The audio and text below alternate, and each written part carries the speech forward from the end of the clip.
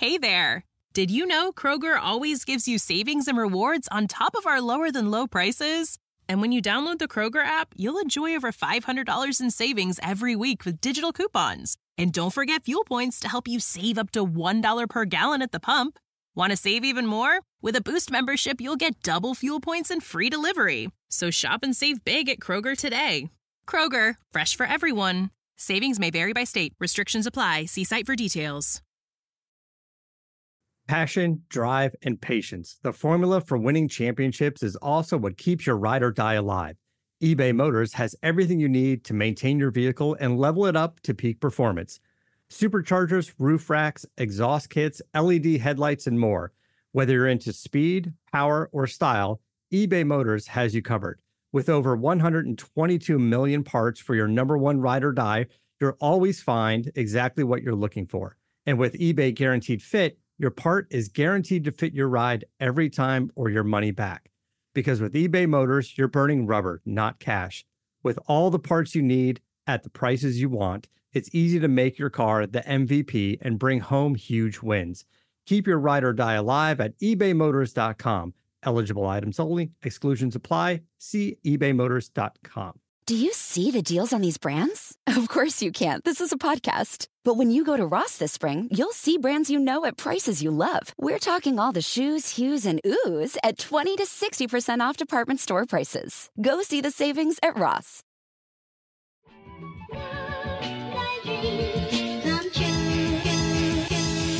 Welcome in to another edition of the JMU Sports News Podcast. I'm Bennett Conlon. I'm joined by Jack Fitzpatrick. Jack, very exciting time in the JMU sports calendar. Is it? No. This is maybe honestly, off-season might be... baseball's doing really well. Baseball's doing well. The diamond sport's starting to pick up. Lacrosse is nearing the postseason, so it is a fun time. But this is kind of like the doldrums. It's the dog days of conference play and the diamond sports. Lacrosse, this is typically the time of the year when they're just dominating their conference schedule, just waiting for the postseason with lacrosse. It's a little bit of the dog days. Hoping for transfer portal news for basketball, and you're hoping for any morsel of storylines to come out of spring ball, and you latch on to them. Yeah, that's basically how April goes. Yeah. Pretty fun. Pretty fun. You know what else is pretty fun? Bet Online is your number one source for all of your summer sports this season. MLB, golf, NBA, and NHL playoffs. All the latest stats, news, scores, all available to follow your favorite teams right on your phone or website. Get the latest odds and lines, including the latest team matchups, player props, and odds on just about every sport out there. Just about, folks. Just about. Head to BetOnline today or use your mobile device to get in on the action because BetOnline is where the game starts. Masters week. It is Masters. Who do you got winning? Neil Shipley, JMU alum. Yeah, you have him winning. You have a bet down on Neil Shipley to win. JMU alum. In the field. He is. I think what did he do? He got second in the U.S. Amateur, I believe, which got him into this. Yeah. Yeah. He played his final year, I think, of college at Ohio State and cooked for them, if I'm not mistaken. But JMU alum, right? He's got the degree. Transfer portal strikes again. And he's still an amateur. So he's got a chance to be the low am. I think there's only 5 amateurs in the field. You make the cut, you got a good chance to be low am. It'll be a challenge, but exciting storyline to follow there. I've got Shane Lowry myself. Really? Yeah, I'm seeing him 60-1 some places. He's finished in the top 25 in each of his last 4 Masters. He was 3rd in 2022. He's in really good form. He has a couple top 5s on the PGA Tour in March. He loves it here. He is a major champion, you might recall. So, I think he's going to shock the world this week. All right. I like it. I don't know how to segue. Just check everything out on jmusportsnews.com. You can find all the latest JMU happenings with some of our opinions, our breakdowns, things like that. As transfer portal season heats up again, basketball transfer season's nowhere near as crazy as football transfer season, but stay up to date with all of our trackers, everything going on over there. And as baseball heats up, Daniel Merriman, I think, will cover a few games. He'll have his breakdowns of what's happening. The spring games coming up, so we'll have plenty of breakdowns from every single angle over on jmusportsnews.com, and you can stay updated across all social medias. We're JMU Sports News. Of course, if you're listening, you probably know what we are. JMU Sports News across all social. That's exactly right. Like and Yeah. subscribe. Like and subscribe. So let's start some things off today with JMU Baseball. Wow. Checking in 23rd in RPI, a big season for JMU Baseball. Not only are they now top 25 in the RPI, they're hovering around the bubble to get an at-large, maybe find their way into their first regional. But maybe for the first time in the history of this podcast, they're leading it off. It's a good baseball team. Can I say that? You probably won't agree with me if I say they're a good baseball team, but they're 19-12. They're 6-6 in the Sun Belt. They gave up, I think, like a first pitch leadoff home run to Richmond today. They're currently up 9-1 in that game. So leadoff home run allowed. They're cruising against the bad Richmond team in the midweek. They'll play at Old Dominion for a big weekend series. But like you mentioned, they are on the bubble. So if they finish strong, and there's a lot of baseball left, they can make a regional for the first time since 2011, which is kind of what we've been clamoring for in the Ikenberry era, right? Just a regional appearance. Yeah, it'll be big time. And this is a team that their offense has come on in a big way this season. They've had an electric offense.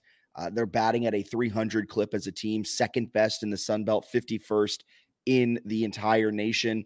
Overall, they have a lot of power, 46 home runs hit this year, fourth most in the nation. They're averaging 1.48 home runs per game. Those numbers juiced up a little bit after their weekend against App State, where I believe they had a 7 home run game. 5 of them came in the first inning. A fantastic start to that game. But their offense is getting it done. Their offense has been getting it done for the majority of the season. And now it seems like their pitching staff is coming together at a really solid clip. 5.88 team ERA, which isn't fantastic. It's 11th best in the Sun Belt, and that has been their Achilles heel throughout this year. Their offense has done its part. The bullpen blows a lot of games, but seemingly against App, now against Richmond, you see what this midweeks are always a little funky, but the pitching staff is starting to come together a little bit, which will be key for the Dukes as they go down this back stretch of their season. Yeah, it's going to be huge. It's nice to have them going into mid-April with a chance, right? They're in the picture for an at-large. I think Baseball America had them just outside the field. Yeah, the first four out. So they're on the bracketology, which has made its way to baseball and softball, which is exciting. Shout out to bracketology. I love bracketology, but it's a big weekend this weekend at ODU. ODU is not necessarily not a world beater. Good at home, though. They're very good. I think that's going to be a tough game. I think this, you correct me if I'm wrong, this ODU series at ODU in Norfolk, of course, because that's where ODU is, I think this is the barometer for the season. Like, I think it is a similar team to JMU, kind of an upper half team in the Sun Belt, where if they can win this series on the road, I got full buy-in. Yeah, I think I would agree with that. You win that one, then you've got a home series against Georgia Southern. You also have a home midweek against Maryland, which you played on the road earlier in the year and lost, but that'd be a nice win if you could get it at home. They have that nice midweek home win over Virginia Tech, which seems to look a lot nicer almost by the day. So that one's a big one. They've got some their road series the rest of the way feel like they're really tough in Sunbelt. Yeah. ODU, South Alabama. I think South Alabama just beat Alabama this week. And then Troy, which is a solid team. You also have a midweek at Virginia Tech. So they've got some tough road games coming up, and that's really where you can separate yourself with your resume, right? It's kind of the same in every college sport. If you win road games against good teams, it gives you a really good chance to make an at-large in any sport. Yeah. I mean, if they can pull out some big-time dubs throughout the rest of this season, specifically on the road, that Arkansas win to start off the year, the Coastal win, honestly, the close Coastal loss is going to hold a lot. Remaining on the schedule, they have 4 more quad 1 opportunities at Virginia Tech, and their 3 games at ODU are actually all quad 1. Their Troy series at Troy, which I actually think is a more difficult series than the ODU series, it's quad 2. They only have, I believe, they have 1 more quad 3 game and then 6 more quad 4 games, Marshall and Arkansas State. So if you can handle your business against quad 3 and 4 and go maybe 500 against quads 1 and 2 to finish out this season, you're looking at a really strong finish, and you'll be squarely in the field, I believe. What was Georgia Southern? Georgia Southern's a quad 2 game. Okay. Gotcha. Yeah, it'll be interesting. I think that's the other thing. I've seen, that's a good question down there. We'll get to that in just a second. I've seen some stuff, though, that's like, hey, the schedule breaks favorably, which I think is somewhat true. But the teams at the very bottom of the Sun Belt, like when you play them in a home series, that doesn't give you a big chance to really boost your at-large, right? So like road at ODU, road at Troy, you could boost your chances there. If you're playing a team in the bottom of the standings at home, that's like a quad 4 game. Who did you say was quad 4? Is it Arkansas State and Marshall? So like those, you kind of got to win those series, right? I think there's some stuff where it's like, oh, that could be favorable for wins, which is true. But it's also like there's a little risk there without much reward, where I think the opposite is true if you're on the road. Like you got to win some road games coming in. And if you do it, like shout out to them. And then there could certainly be an apology coming from you. Yeah. Question mark on Twitter did ask, does full buy-in equal apology? Full buy-in does not equal an apology. I've been pretty adamant that I want a regional. I want above 500. That will get an apology. If they're a legit regional team, then I will for sure apologize. Something that is quite stark with this team, a 14-3, soon to be 15-3 mark at home. I believe Corey Spector on the broadcast today said that is their best 17-game start at home since 2010. They're 5-9 away. They've had their road struggles this year. To start off conference play, they went 1-2 at Coastal. Then they went 1-2 at Georgia State. Georgia State is a quad 2, lower quad 2, 79th in RPI. That's a lost opportunity. So I'm not trying to harp on the negative here. It's going to be tough regardless. The Sun Belt from top to bottom, maybe except Marshall and Arkansas State, is a very good baseball conference. South Alabama is really good. And also RPI is a very fickle thing in baseball. I think it is across a lot of sports. 26th RPI does not mean they're a top 25 team in this nation. It means that the way their schedule has broken, the way they've won some big time games, specifically on the road, notably number 2 RPI Arkansas. They won against number 21 in the RPI, Coastal Carolina. Every time I see a high RPI ranked team, I go back to last season, kind of earlier in the year, maybe a month and a half in. UNC Asheville was coming in to Robert and Miriam Hayes Stadium on the campus of Charlotte to play the 49ers. And they were ranked number 1 in the RPI. They weren't a good team, and I believe they lost by double digits.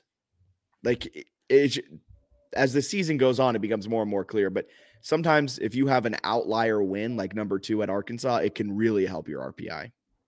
Yeah, they've got the resume, right? If they can go on a little bit, somebody screams us on my window. If they can go on. It sounds like a dog. They're making dog sounds that are riling up dogs. Just can't make this up. It's like you show some respect for the podcasters in your local community, people, please. But no, they've won some big games this year. They've got some good chances coming in. It's exciting because we have, I don't want to say trashed on the program, but we've been pretty harsh a lot about sort of what they've done. To have them in April in position to shut us all up and make a regional is super fun. Super fun. It's cool. I follow along this team for 2 reasons. I want to see them win. And secondly, I'm very curious where my apology stands. So, could be coming. Could be coming. And it might be coming. You know what else is coming? This will be good. JMU Football Spring Game. That's right. About 10 days away. 10 days away from when we're recording. April 20th at Bridgeforth Stadium. You can head on there. You can tailgate. You can have a good time. You can make it as close to a game day atmosphere as possible. JMU, I'm not sure they've announced the setup of the game. Every year it's kind of different and it's dependent on the coaches. Sometimes it's offense versus defense. Sometimes it's purple versus gold. Sometimes it's purple versus white. Not sure exactly how it is. Don't think it's been announced yet, but they're nearing the spring game. Spring practice is ratcheted up. Where do you want to start when it comes to football talk? I don't know. I mean, I feel like we're getting the same. Cool. We're not getting a lot. I feel like we don't have a lot of info about this team other than like they love football and they're competing hard, which I think is probably true for most teams. We'll go kind of group by group then, offense and defense, because Bennett's not giving me a lot to work with here. That's true, though. That's all I've heard. You're not wrong. You're very energy's high. There are little morsels here and there being dropped by the coaching staff, and you got to just make do with those tiny morsels that aren't followed up upon. You tell me if you got some morsels. Morsels. Bob Chesney was impressed during the scrimmage on Saturday, was impressed by the defense for slowing down and stopping at times what Chesney called a very good offense. Feels like a nothing quote. No, I mean, so he's hedging here. So I think, I'm guessing though, at least from what I've heard of his conversations, they're not tackling. We know how I feel about that. Which I think is okay because he's trying to avoid injuries, and that's like their big thing, especially in the spring. But kind of hard to be like they're slowing the offense down if you don't have to bring somebody to the ground. You're right. This is a offense led by transfer quarterback Dylan Morris from Washington. UW, the Huskies, baby. If he can beat out Alonzo Barnett and Billy Atkins and Griffiths and JC Evans. Now, Dylan Morris, your day one starter. Was it last episode that I said I'd eat denim if he wasn't starting? Yeah, you said you'd eat like a pair of jeans or something. Cool. Really glad I said that. Yeah. So Dylan Morris is the presumptive QB1. Then you got Tajee Hudson on the outside, Omarion Dollison. Conference first team all Sunbelt, Omarion Dollison. In your prediction? Yeah, I was high on him. I still am high on him. I got a lot of faith. Ayo Adeyi, Petaway.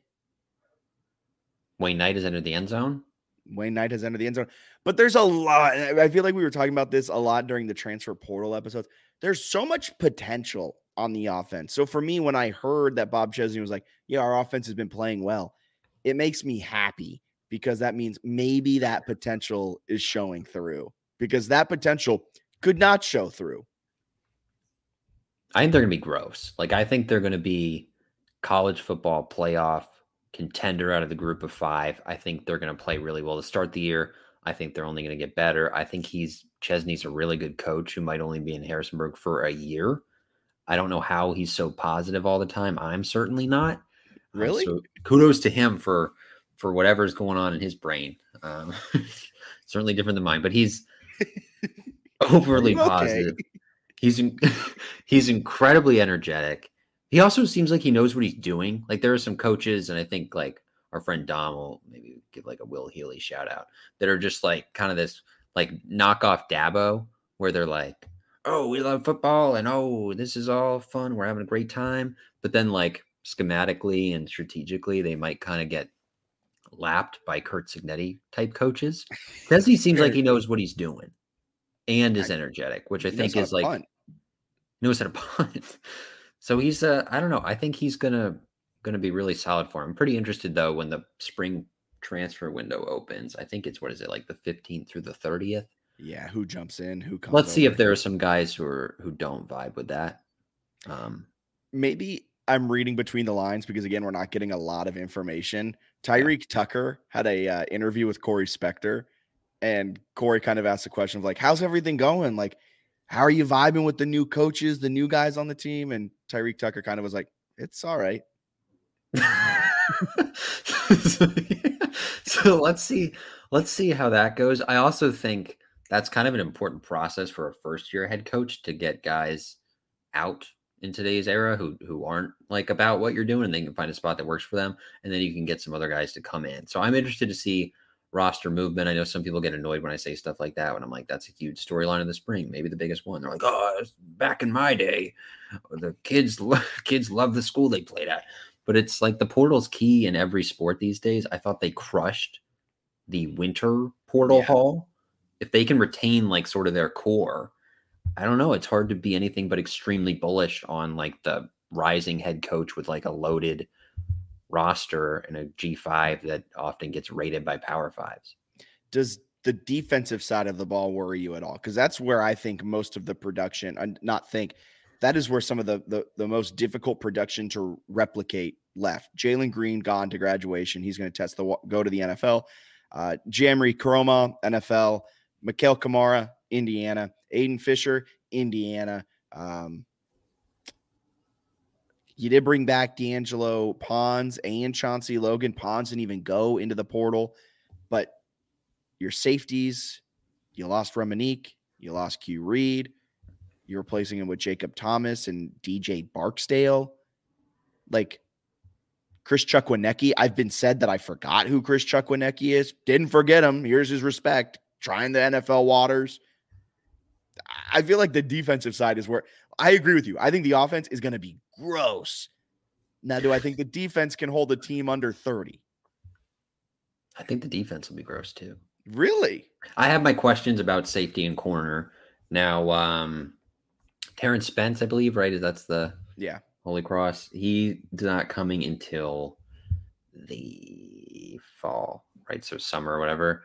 They list him as a corner, I think. So that'll give you a third corner with some ability. Safety, a lot of really talented young players, right? I think our guy, Duke's recruits, Ben Hofer, has been telling us all year about these safeties, right? It's basically like 4 of his favorite recruits, and they like all play safety. So like, let's see if there's a true freshman who can step up and ball. But if not, that's sort of the portal window, right? Where they can go get some guys that could add depth. They find where the weaknesses are in the spring and go after that. But I love linebacker and defensive line, which makes me confident, I guess, about the defense. Who do you think is going to step up in a big way along that defensive line? You got Tyreek Tucker. We mentioned him earlier, but there's been a few other guys. Emmanuel Bush is in there. Terry Lockett, the Syracuse transfers in there. I'm probably forgetting a few others, but I know there's a freshman that his name keeps coming up, or a redshirt freshman, something along those lines. His name keeps coming up, and you think he might have a good year. Yeah, let me find my pronunciation guide here before I tell you about this redshirt freshman, folks. But I'm also a big Eric O'Neill guy, the transfer from Long Island on the edge rusher, right? Mm-hmm. I feel like he has a chance to be an absolute monster. So I don't know. I like their. Yeah, I'll keep looking it up, but I like their defensive line. They get Torres Jones back. I'm assuming he'll stay through if he stays through the window. Yeah. Jacob Dobbs is good. Yeah. Jacob Dobbs already got number 27. Stole that right away from Jacob Thomas, who switched to number 7. He's making an impact. He had a very hilarious interview, Jacob Thomas did with Dave Riggert about the number, where he was like, "Oh, what made you want to switch?" And it was like, Dobbs wanted it. It's basically the gist of it. So I don't know how they negotiated that, but I thought it was pretty hilarious. But like you were saying about the freshmen coming in, you got KJ Flo, the 3-star defensive back from here in Charlotte. You got Milton Ferguson, another 3-star defensive back. Chase Regan, who played both ways, but is going to try and become more of a defensive back when he gets to JMU. You got another Tyler Brown, flipped commit for Bob Chesney, was a hard commit to Liberty, and then he flipped to JMU. So you got a good amount of defensive backs coming in, and the history, the track record is that one of them is going to break through. It was Chauncey Logan 2 years ago. It was D'Angelo Pons a year ago. Granted, this is a completely new coaching staff, but the opportunities are there for this defensive back room, for this secondary room to get real young and to potentially grow. As it stands, it is still probably where I'm the most worried about this defense. Yeah, they've got some holes they got to fill. I just think that, G5 feels like it's not that scary. And the Sun Belt's good, but I don't think it's that scary. Like, I think they have a roster that's ready to go. I'm not going to know how to pronounce the name. It's not on the pronunciation guide because he wasn't playing last year, which feels like a miss, but whatever. So Daryl is his first name, and the last name I'm just not going to get right. What is it? Let me find it. Sorry. Bear with me, everyone. Can you type it in the chat? This is great podcast. Dengohe with the N. Den. One more time. DE capital N lowercase Gohe. Gohe. Or somebody give me your pronunciation. Guys. That? Yeah. Deno. Okay, we'll go with that. Gerald Deneau. That sounds right. That was so long for that. That was so long for that. Somebody, if you know it, just let us know. But I think you did a good job with that. 6'2", 285 from the Philly area. He keeps coming up. Chroma mentioned him when we talked to him about his NFL draft prep and going into next year. I've heard his name mentioned a few times during camp. Just sounds like a really talented player on the inside of the line, which feels like a spot that you could get yourself legit reps in this year because they have a bunch of guys on the edge. Eric O'Neill. I don't know if Lockett will play inside or outside necessarily, but O'Neill's obviously a really good one on the edge. Amar Thomas, I think, is a really talented player. They still have Abby Nwabuku Akonji, who tends to be his best on the edge. And then they added Lloyd Summerall back too. So, I think the edges are pretty good. So if you have somebody who can step up in there, I don't know. I love the front seven. And Darryl Deneau. Maybe you're convincing me that the defense will actually be good. I was surprised, though, that they didn't add more secondary help in the portal initially. And I think it'll be interesting to go through spring. I don't know if anyone's asked Chesney this, but he has a background kind of working with DBs, as does Lyle Hemphill. So they have a lot of experience coaching secondaries. I wonder if there was a lot of confidence there that, hey, we can get some of these guys to make a big leap because that's what we do best. And also, if you think about it, you said the Sun Belt, the group of five, isn't necessarily the most daunting. If you have two cornerbacks, Chauncey Logan and D'Angelo Pons, who are cornerback one type of players, it doesn't matter who you have as your cornerback three, because you can essentially send those two other guys out on an island and say, all right, we're just going to have linebacker and safety help for the third receiver that isn't matched up. We also don't necessarily know the defensive scheme Lyle Hemphill will be bringing to the team. Is he kind of a boundary corner, field corner type of guy? Does he let his corners kind of roam with the number one receivers? So it'll be interesting to see how that all shakes out. A lot of questions. We'll see if we get a little more nuggets after the spring game. But yeah, that'll probably be the next time. eBay Motors is here for the ride. With some elbow grease and a whole lot of love, you transform 100,000 miles and a body full of rust into a drive that's all your own. LED headlights, spoilers, whatever you need, eBay Motors has it at affordable prices. And with eBay Guaranteed Fit, it's guaranteed to fit your ride every time. Keep your ride or die alive at ebaymotors.com. Eligible items only. Exclusions apply. Do you see the deals on these brands? Of course you can't. This is a podcast. But when you go to Ross this spring, you'll see brands you know at prices you love. We're talking all the shoes, hues, and oohs at 20 to 60% off department store prices. Go see the savings at Ross. One more horsey ride, please. This living room rodeo moment made possible by Emory Orthopedics and Spine Center. When Dad needed back surgery, he came to Emory. The difference? Advanced research and top surgeons to get it done right the first time. Giddy up. Start clean with Clorox, because Clorox delivers a powerful clean every time. Because messes happen. Because the charcoal mask. Great, because why would I put that on my face when I could drop it in my sink? This is what I get for multitasking. Ugh, why is charcoal so sticky? Hello? Hey, Janice. I am so sorry. I thought I was on mute. No, we don't need to reschedule. I'll just stay off camera. Ooh, yeah, that happens. So start clean with Clorox. Use Clorox products as directed. Good. Should be. All right. So that's football. We'll break it down some more as we go on, because a little mid-show listener question. Oh, because we got a good amount of them. I think we got 12 questions, all of them really fantastic questions that I think take us and cover a lot of different bases. So after listener questions, we'll turn our attention over to men's basketball transfer portal, break that down, how it's all shaken out, look over to softball, look ahead to lacrosse postseason, everything like that. But a little mid-show listener questions. I'm going to throw the first one off of you. Daniel Merriman, friend of the show. Who are some of the up-and-coming contributors you're excited to watch in the fall? And you can't name, for football, you can't name anyone you just named. So Deneau is a no. But for me, mine's Adei. He's your up-and-comer? That feels like cheating. Oh, up-and-coming contributor. Sorry. I misread it. I thought new. Oh, I thought you were picking the 1,000-yard rusher. Idiot. Up and comer Dylan Morris. Up and comer Dylan Morris. He's 28. He's my age. I pick Van Horst. True up and comer. I'm trying to think of up and comers then. Up and comers is hard in the portal era too, because they added a gazillion like good old people. Can I say D'Angelo Pons? He had a great first year, but he's not technically coming up. What? You can't tell me he's cornerback 1 for the best team in the Sun Belt and then tell me he's an up and comer. He was an up and comer last year when he was nicknamed Deep End. What about Jacob Thomas? I would count Jacob Thomas as an up and comer. Yeah, because I wouldn't say he was like a dominant safety. I'll go Jacob Thomas. I'm gonna go with George Pettaway. You can't. Why? That's fair. I forgot he doesn't have any like reps. I realize that. Okay, I get it. He's just really I feel like the hype, which might be entirely fan driven, is building because he's super talented. And I feel like all the fans are just like, plug him in as 500 yards, running back 2.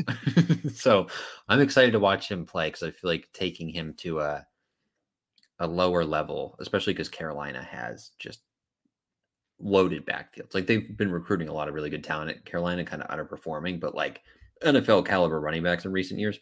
So hard for him to break into the backfield, but I think he's got a much better chance than JMU. I dig it.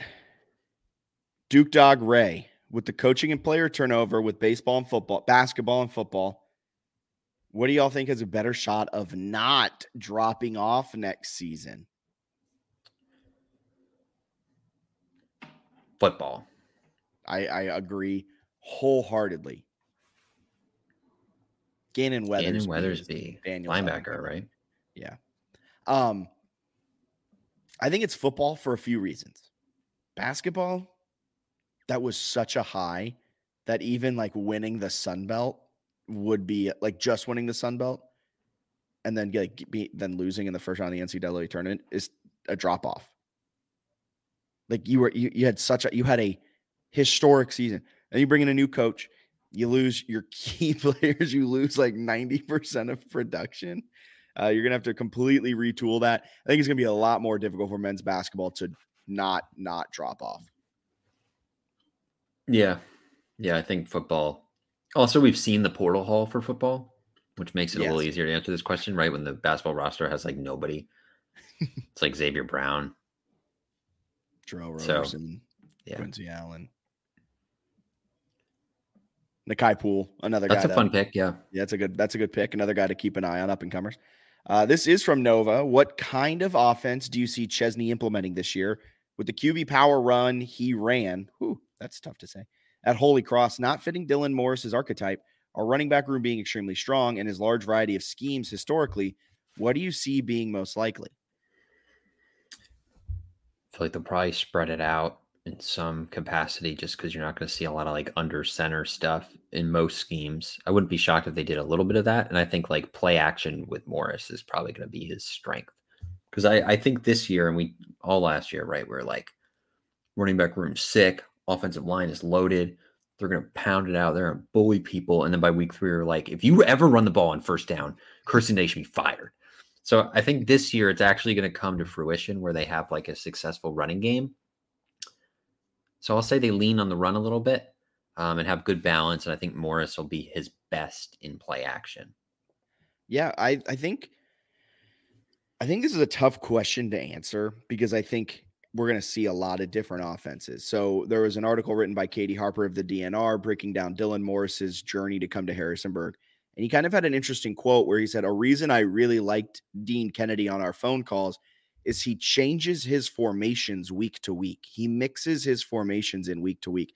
So, 1 week, a defense might be bad against the play action. You might see a heavy dose of play action. The next week, they might not be able to cover spread out offenses. So you might see him be more up tempo out of the shotgun, spread out 4 guys, play with a lighter personnel, that type of stuff. So I think it's tough to say what Chesney is going to run because I think he's also learning what Dean Kennedy is best at calling. This is going to be Dean Kennedy's second year as an offensive coordinator. He was a quarterbacks coach. He did some of his GAing in the SEC around the quarterback position. But I think it's going to be really interesting to see how Dean Kennedy evolves as the year goes on, how much how much Bobby's trust in Dean Kennedy grows as the year goes on, and to see the evolution of the offense. Mm-hmm.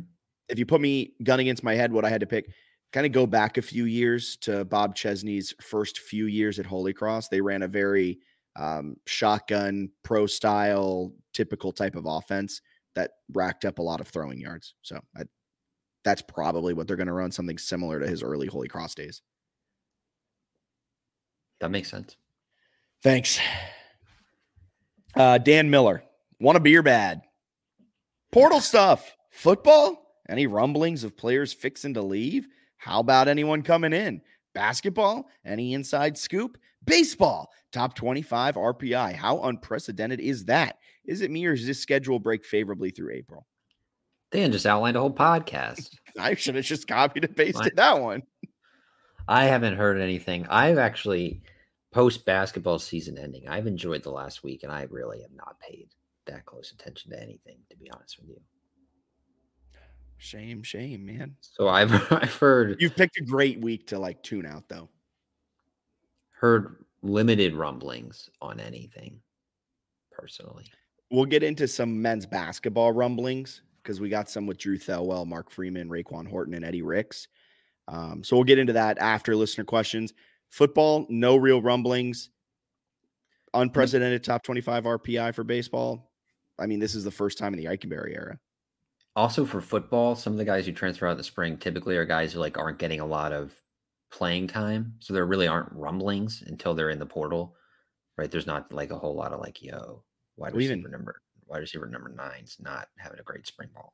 Yeah, like Ook will do it too. And you can get like just groundbreaking ones like Tucker Dorsey. There, yeah. So there'll be more of that maybe next week, right? Because the 15th through the 30th is the window. Although I would also imagine you've got some guys who hang through the spring game, maybe. Actually, no, there's no real reason to give a crap about a spring game if you want to transfer. You'd probably just transfer early in the window. But there might be some guys who wait until after the spring game on the 20th, and you still have a 10-day window to enter. Yeah. All right, so a couple more. This is from Dominic Palumbo. What do you think baseball's league? What do you think baseball's league record has to be? I know that guy. It has to be heading into the Sun Belt tournament to have a legitimate shot at an at-large bid to a regional. I don't know. What do you think? Thanks. I think if they go 500, so 2-2, I'm doing the quick math here. 2-2, then they got 1, 2, 3, 4, 5, 6, 7, 8, 9. Let's call that. You're talking about every game or every conference game? I'm just doing for the rest of the way what their record has to be. Okay. 6, 7. You can pencil this one down as a win. They're up 10-1 on Richmond. 6. Thank you. 14-7. I think they have to have a 14-7 record for the remainder of the season, which would put their overall record at 23-19. At 32-19. 33, I think. 32. Right? 19 plus 13. Oh, I thought you said 14-7. That's on me. I did. My fault. You're right. Okay. 30. What is it? 33 and 19. Yeah. Okay. Well, what about the league record, which is what Dominic was wondering about? Our friend Dom. Oh, Dom was wondering about league record? Oh, it does say specifically league record. Let's say that's 3-3. I don't know. That's a lot of numbers. They play 30 conference games. They played 12. So they have, 18 left. Let's go 14-4.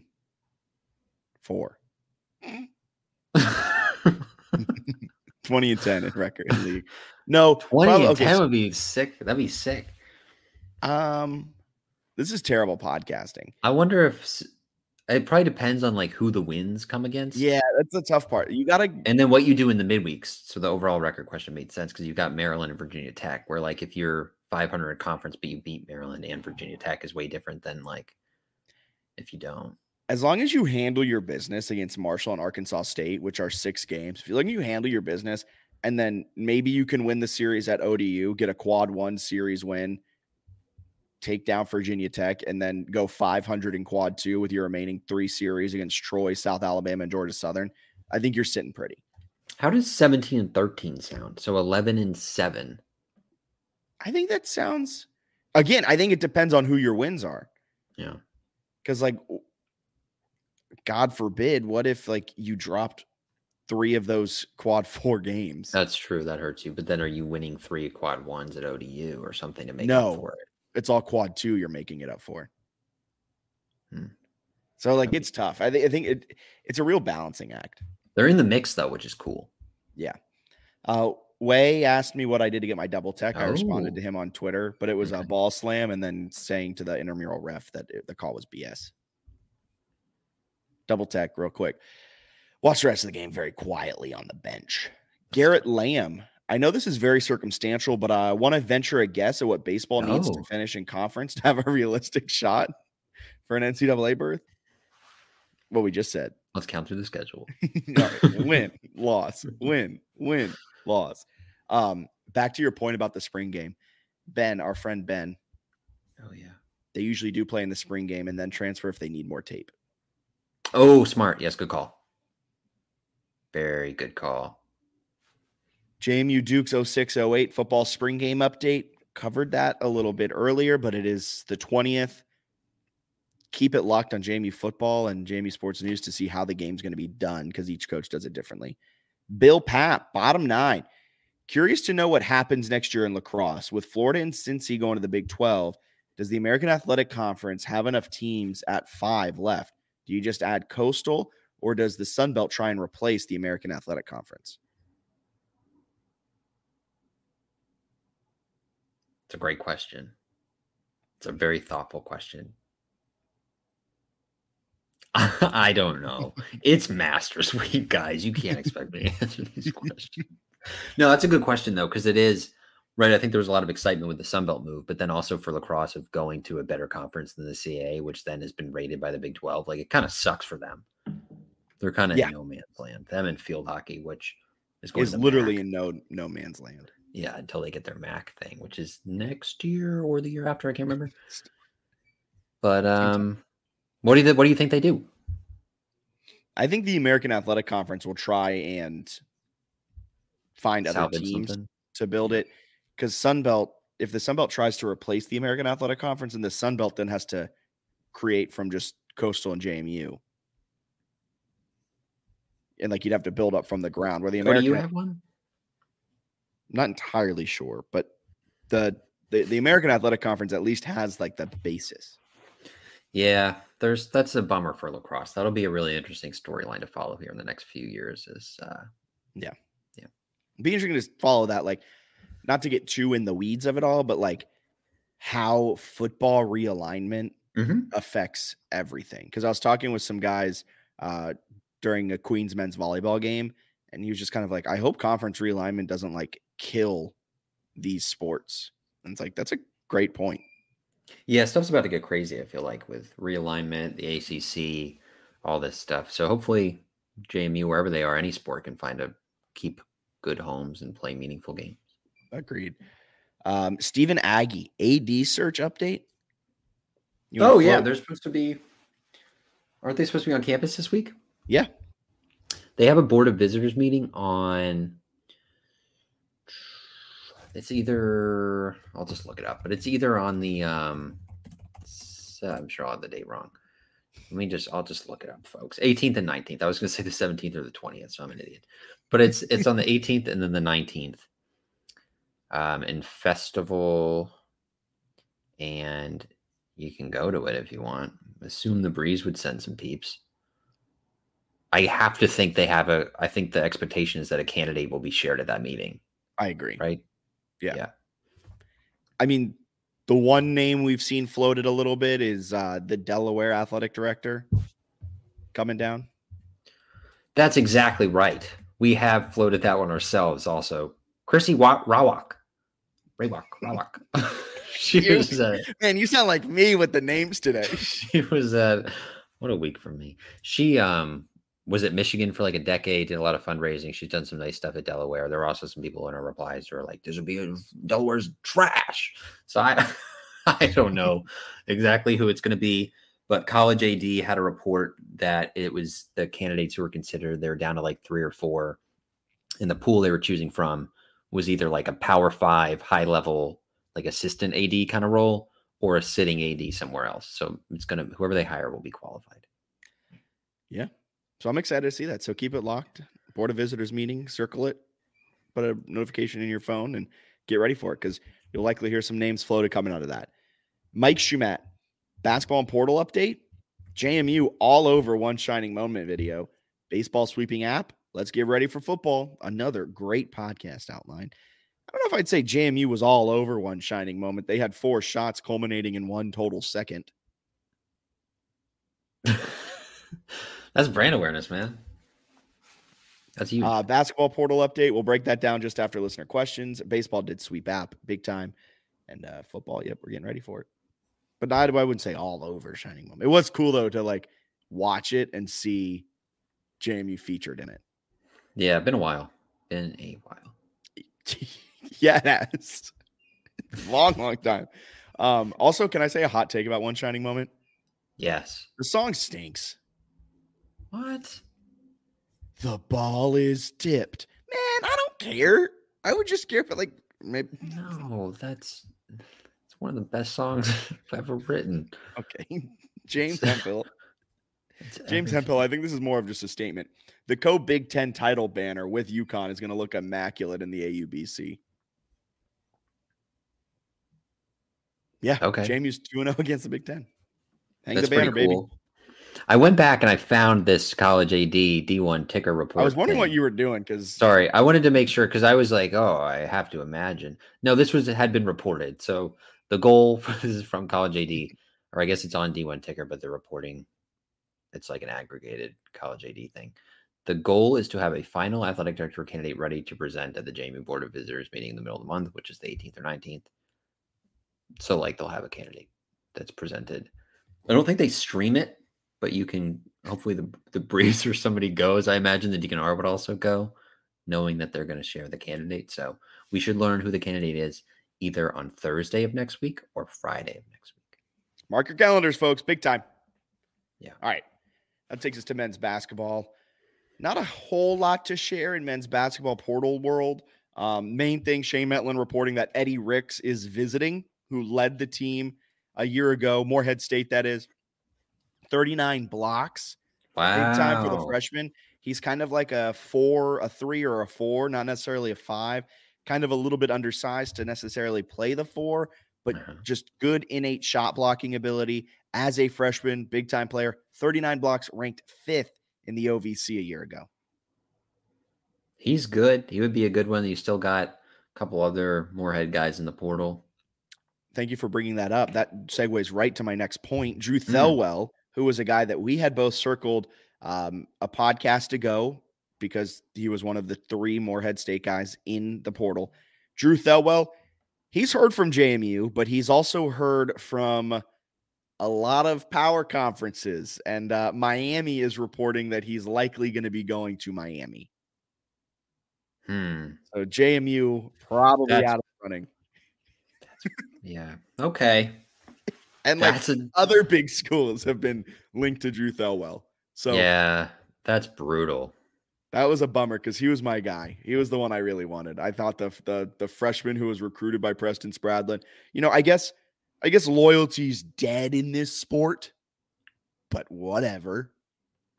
There's nothing more sickening than when a player decides not to go to JMU, and nothing more heartwarming when somebody values what's right about college athletics and goes to play for the Dukes. Mike Shumate said, please come, Drew. Him and X in the backcourt. It would be a fantastic backcourt. Yeah. But unfortunately, I think he's going to value the NIL bag and the notoriety that comes with playing for Jim Larinaga and the Miami Canes. There's nothing harder than the portal stuff, especially for basketball, because they don't, whatever reason, football kids love to post their offers. Like they are obsessed with it. Football culture is insane. They're like, just heard from this school, visiting on this day. You DM them, and they're like, yeah, like stoked about this. Basketball players are just like, they enter the portal. They have like a 24/7 sports article that's like, I'm going to Miami. It's like, all right, there's Add a little hoopla for us, man. You know who's not adding any hoopla whatsoever?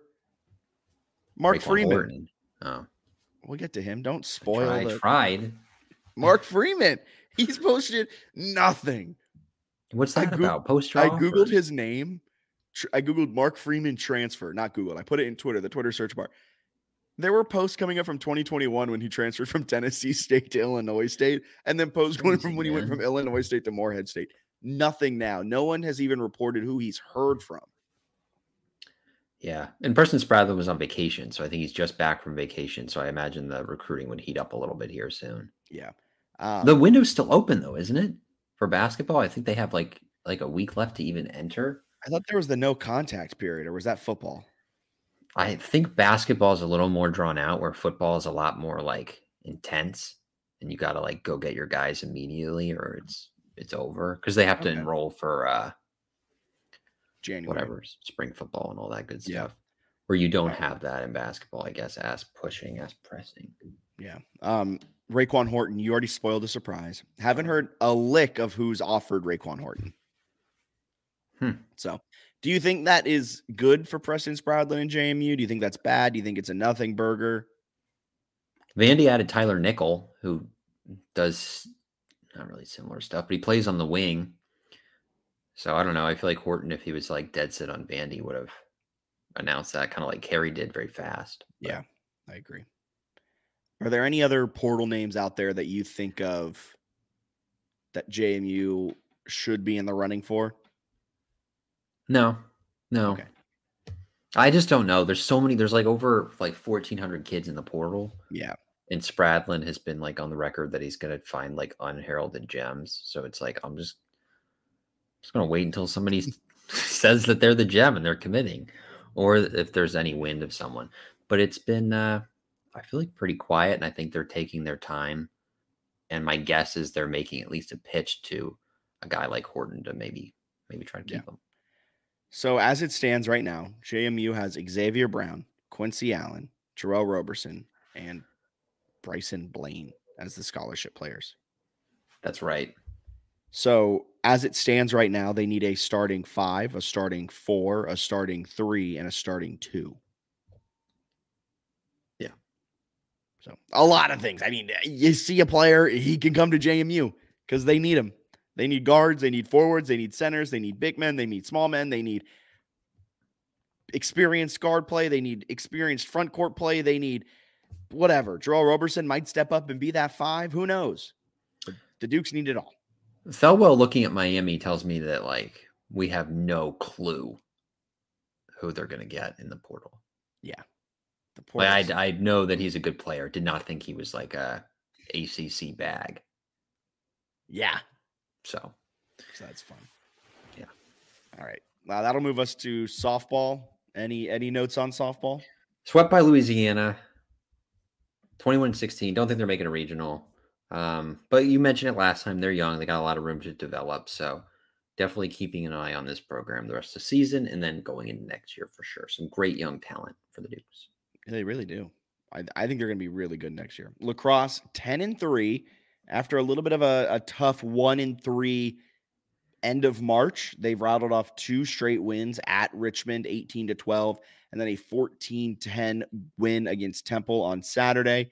They'll face off against number 9 Florida in Gainesville on Saturday. And then the following Saturday, trying to get some revenge on Vanderbilt for stealing Mark Byington. That game's at noon, and then they'll finish it out with a contest at ODU. So 2 of the 3 on the road, 1 of them ranked. ODU does have a women's lacrosse team. On the schedule. We're like, we don't know. Sometimes we aren't good at podcasting. Other times we're really great. That's true.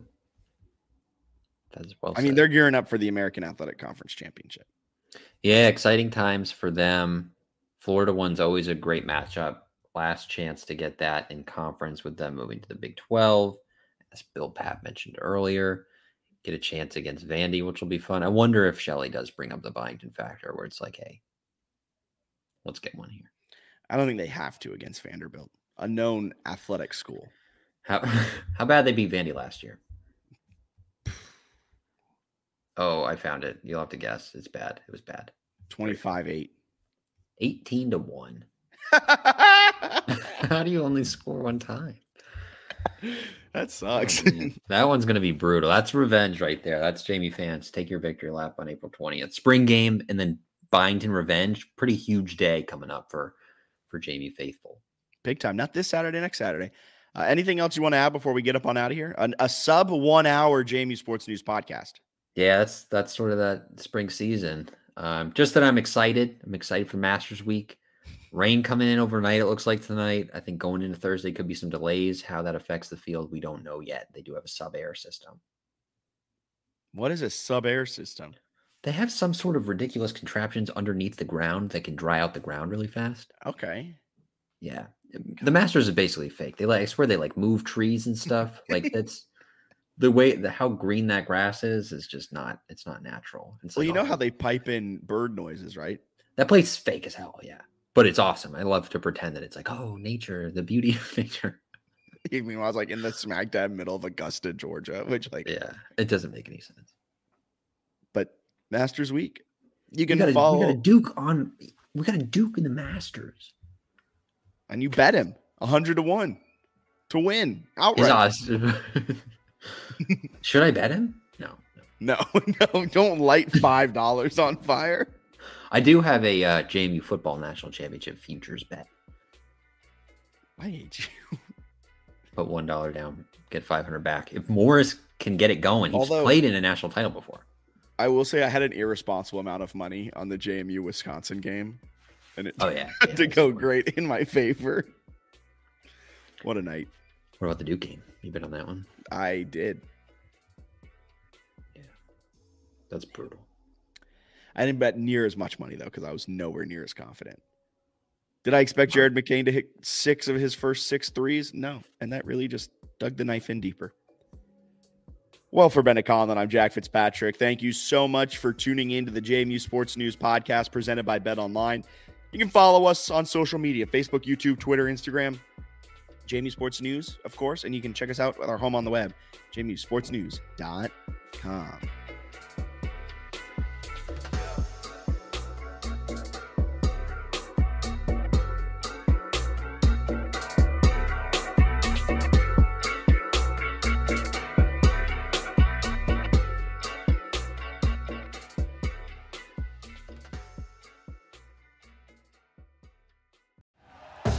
Thank you for listening to Believe.